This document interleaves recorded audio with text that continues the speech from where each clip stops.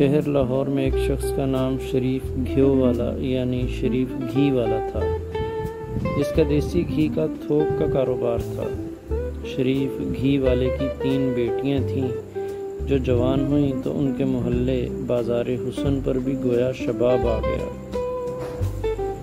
اس کی بڑی بیٹی کا نام فردوس شریف، منجلی بیٹی کا نام فاخرہ شریف اور سب سے چھوٹی اور سب سے خوبصورت بچی کا نام بابرہ شریف تھا۔ تینوں اعلیٰ سوسائٹی میں ایک مقام اور بڑا نام رکھتی تھیں۔ ایک بڑے ادارے کے دل پھینک اور رومان مزاج مالک نے جیٹ نامی ایک واشنگ پاؤڈر کی مشہوری کے لیے بابرہ شریف کو منتخب کیا کہ وہ اس میں ماڈلنگ کرے۔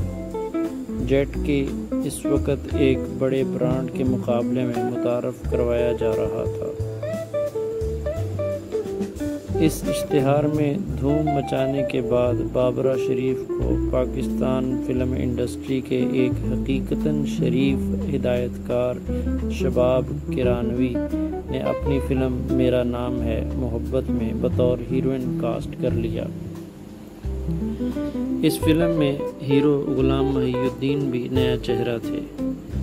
اس فلم کے ہٹ ہونے کے بعد بابرہ شریف نے پیچھے مڑ کر نہیں دیکھا اور میاں شریف گھی والے کی اس ہونہار اور خوبصورت بیٹی نے کامیابیوں کے جھنڈے گاڑنا شروع کر دیے۔ بابرہ شریف کی چھوٹی بہن فاخرہ شریف کو بھی شباب کرانوی نے ایک فلم انسان اور آدمی میں رول دیا، مگر فاخرہ پردہ سکرین پر کامیاب نہ ہو سکیں اور ایک ہی فلم میں آنے کے بعد واپس اپنے گھر جا بیٹھی۔ ان کا گھر اس وقت لاہور کے پوش علاقے گلبرگ میں تھا، جب نہ ڈیفنس تھا اور نہ ہی بحریہ ٹاؤن۔ اب یہ گھرانہ بابرہ شریف کے حوالے سے جانا جاتا ہے۔ فلمی ہیروئنوں کو زوال بھی آتا ہے، کسی کا متبادل اس سے بھی خوبصورت چہرہ آ جاتا ہے، کوئی سیٹ پر دیر سے آنے اور فلم ساز اور دیگر عملے کو تنگ کرنے کی وجہ سے ناپسندیدہ ہو جاتی ہے، اور کسی کی جیسے ہی کوئی فلم فلاپ ہو جائے تو قسمت بھی اس سے روٹھ جاتی ہے۔ مگر بابرہ شریف سے کوئی ایک غلطی بھی نہ ہوئی۔ اس نے مشہور اینکر کامران شاہد کے والد فلم سٹار شاہد سے شادی کر لی۔ اس وقت کہا یہ جاتا تھا کہ لاہور میں 2 ہی خوبصورت اور وجیح مرد رہتے ہیں، ایک فلم سٹار شاہد اور دوسرے گورنر پنجاب غلام مصطفیٰ کھر۔ اور یہ بات کسی حد تک درست بھی تھی۔ بابرہ شریف وقت کی بڑی پابند تھی، کبھی دیر سے فلم کے سیٹ پر نہ آتی، فلم ساز سے تعاون کرتی، ان کے ری ٹیک کم سے کم ہوتے، خوش اخلاق بھی بلا کی تھیں۔ پھر اس پر مستزاد حسن اور جوانی عروج پر تھی۔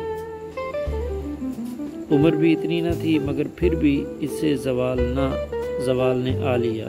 زوال بھی ایسا کہ گھر سے تو وہ نکل نہ سکتی تھیں، اخبارات اور فلمی رسالوں وغیرہ میں آنا یا انٹرویو کے لیے کسی سے ملنا بھی ختم ہو گیا۔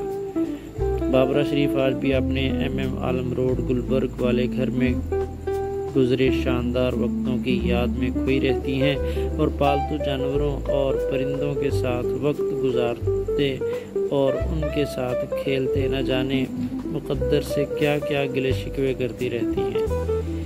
یہ تحریر مکرر ہے، یعنی کہ پہلی بھی چھاپی جا چکی ہے، میں نے اسی سے اس کو لیا ہے۔ اگر اس کے لکھاری کا نام معلوم ہو گیا تو میں ضرور اس میں شامل کر دوں گا۔